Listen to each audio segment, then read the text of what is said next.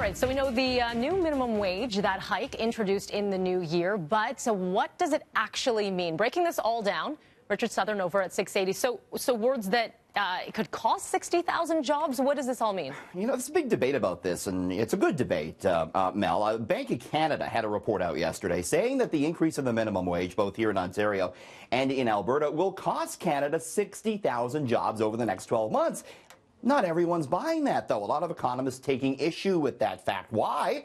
Well, because Ontario businesses have been rapidly adding jobs approaching this minimum wage hike. In fact, the province of Ontario added 44,000 jobs just in November and have added 181,000 over the past year.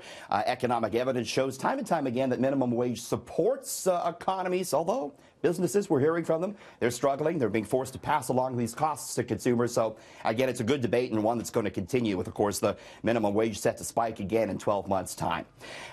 Bitterly cold weather, talking a lot about that this morning, and investors are taking note. We saw stock in Canada Goose rocket higher yesterday, up 3%. Of course, they're the makers of those big, expensive jackets, and there was big lineups outside the Canada Goose store in Manhattan with everyone looking to bundle up.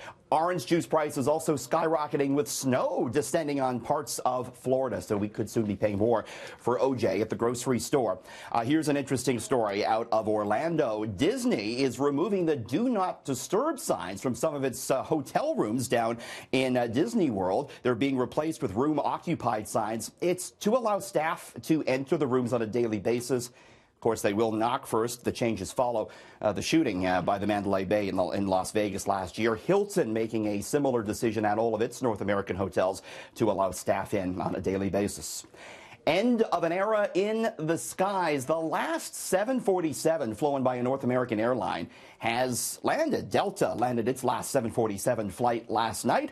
The jet was the first big jumbo jet. It really changed the way that we flew, but it's become too expensive to operate these days. Air Canada did away with their 747s years ago.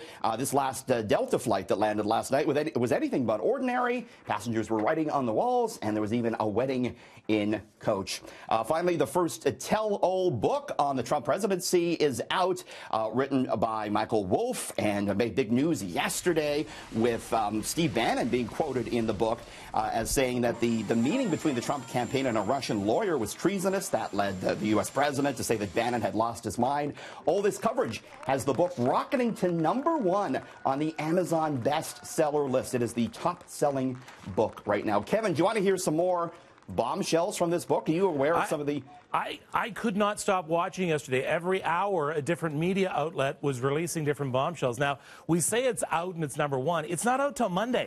Correct. So it's the pre-orders. It's #1 in the pre-orders already. It's #1, and They said Trump... I'm on that pre-order list. He's very afraid of getting poisoned, they say in the book. So he didn't let anyone touch his stuff, his toothbrush.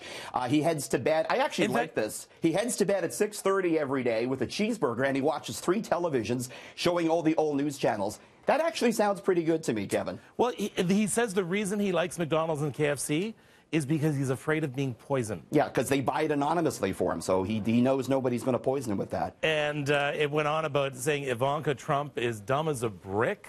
She makes fun of her father. She wants to be the first female president, they say. And they also talked about election night. Donald Trump, they say, looked like a ghost. He wasn't expecting to win. Melania bawled her eyes out, and they were not tears of joy, Kevin. And then, after all these revelations yesterday, and again, they were every hour, late last night from the Trump lawyers, a cease and desist order. But, I mean, that is talking about, closing the barn door after the horses bolt today. Yeah, and this guy who wrote the book, they say he was in the White House almost every day. For 6 months. Yeah. For 6 months sleeping on the couch in the West Wing. Yeah.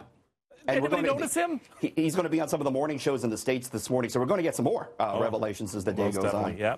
I'm on that pre-order list, so it comes out on Monday morning. Well, it promises to be very interesting. Thank you, sir. Take care, Kev.